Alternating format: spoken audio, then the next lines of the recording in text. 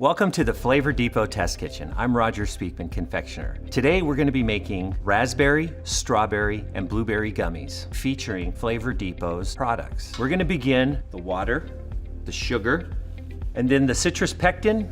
We're going to mix this and begin to cook this jelly candy. And now I'm going to add the citric acid to lower the pH. We've made impressions in cornstarch of little gummy bears, and we're going to cast this jelly into those molds.